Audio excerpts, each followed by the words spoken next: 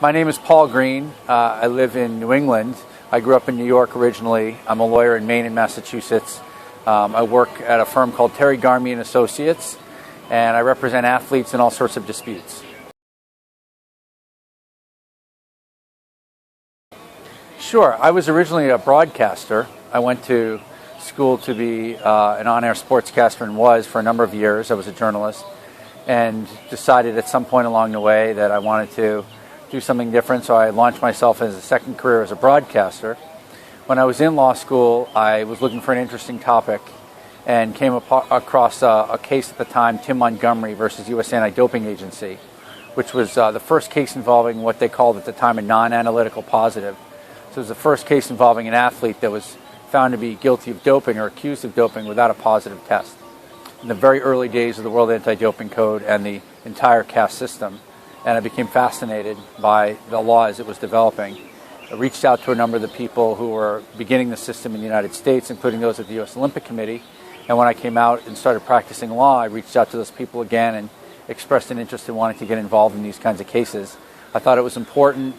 I was always the guy on my college team who stood up for the rights of all the kids who didn't know how to stand up for themselves, whether it was an NCAA eligibility issue or whatever. I was the son of a lawyer, so I always thought I knew what I was talking about.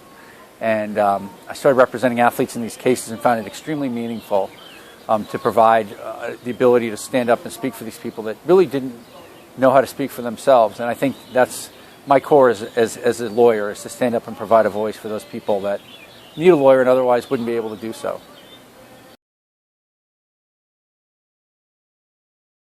No question, helps me every day. I mean, as a broadcaster, mostly I wrote and I had to speak on my feet and ad-lib and do live shots and that sort of thing, where I'd have to go to a sporting event and talk about it for 5 minutes on the field after the game ended. And now I write briefs and I go before judges and I argue ad-lib off the cuff, and you're sitting there doing the same thing. So you can't be afraid to stand up for what you believe in, and you have to write, you have to speak, you have to be on your feet, or you're not cut out to be a litigator. I know in Britain there's different levels and solicitors and barristers. Here we do it all, so we don't have the luxury of having somebody else who can argue for us. So. You know, it runs the gamut. I've represented people in the sport of biathlon, bobsled, professional tennis players. I've represented Olympic swimmers, Olympic snowboarders, more than I can name right now. But I got an email the other day from a woman who wanted to know if she had a case in the sport of curling. So what's interesting is you just never know who's going to pick up the phone and call you.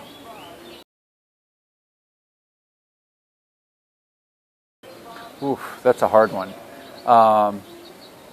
Maybe the most satisfying case, I had a case involving an athlete that I'd represented who had originally tested positive for a banned substance. He had an inadvertent positive, and we were able to get him a reduced ban. And then we went ahead and sued the supplement company that he had taken that supplement. And then last summer he called me. He was sitting in Eugene, Oregon, and he was out of the Olympic trials. The USA track and field people had told him they weren't going to allow him to run in the race, even though he'd met the qualifying standard. And we brought a case against USA track and field, arguing he'd qualified and he had to be allowed to compete. And ultimately, they let him in 2 hours before the race, and he went out and he was one of the top qualifiers that night. And so that made me feel like I was able to contribute and be part of his race. I told him, I'm right there with you every step of the way. And he said, just ride my shoulders, and you're right there with me, my man. So I was never fast enough, I guess, to make the Olympic trials. So I had to live vicariously through Phil that night.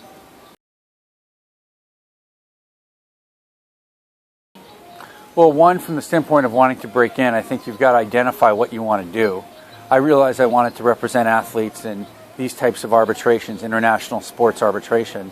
There's so many different directions your career could go in. You could be an agent, you could work for a team, you could work for an organization. So I think you have to identify your path and then go towards your path and really go for it. I always tell anybody you can do anything you want as long as you're not afraid to go after it and try. And write the articles, market yourself, work hard, but go in a direction towards your goal.